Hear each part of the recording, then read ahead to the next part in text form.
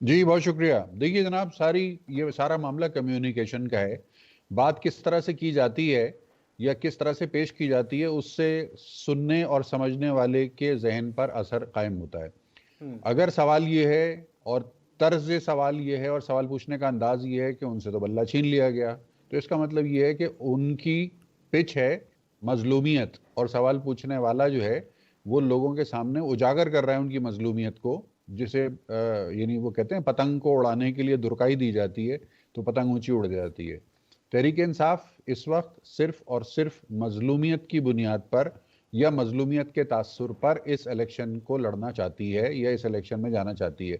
कारकर्दगी नहीं है उनके पास कोई, और पिछले 2 साल के दौरान जो उन्होंने धमा-चौकड़ी मचाई है और जो तक़सीम दर तक़सीम पैदा किया है माशरे के अंदर, उन चीज़ों का जवाब देने के लिए वो बिल्कुल तैयार नहीं है।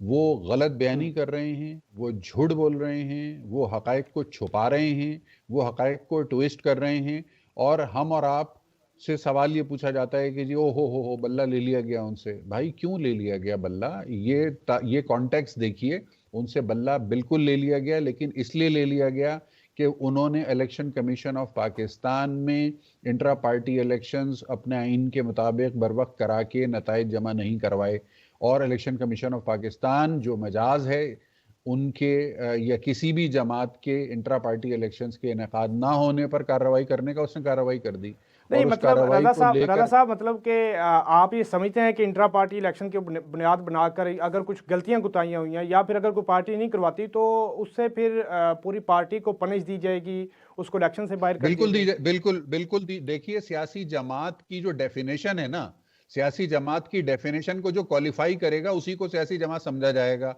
अगर मैं यहाँ पर एक टॉक शो करता हूँ आपके साथ बैठ के, और इसमें मैं 4 लोग मुझे जानना पहचानना शुरू हो जाए और उसकी बुनियाद पे जाके मैं दावा कर दूं कि जी मुझे तो पार्लियामान में आना है, ना मैं कागजात नामजदगी जमा करूं, ना मेरा कोई पॉलिटिकल बैकग्राउंड हो, और मैं सिर्फ इस बुनियाद पे कि 4 लोग मुझे बाई नेम बाई फेस जानते हैं, तो मैं दावेदार बन जाऊं इस बात का कि जी मेरा तो हक है कि मैं पार्लियामेंट का मेंबर बनूंगा। ऐसा नहीं होता। कायदा कानून सबके लिए मौजूद है। इलेक्शन कमीशन इस मुल्क में आईन है, इस मुल्क में कानून है।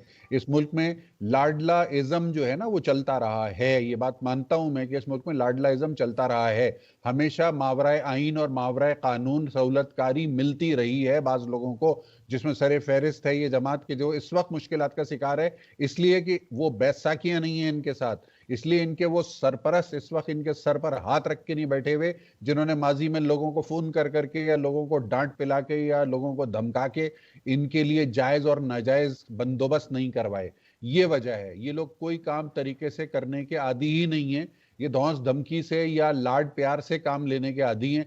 अभी भी आवाम की आंखों में धूल झोंकी जा रही है, बदनाम किया जा रहा है अदलिया को, बदनाम किया जा रहा है रियासती इदारों को। सिर्फ और सिर्फ एक ही मकसद है कि झूठ बोल के आवाम की हमदर्दी को समेटा जाए और दोबारा से इख्तिदार पर काबिज होकर वही 2 नंबर हरकतें वहीं से शुरू की जाएं कि जहां से मुनक़ता हुई थी।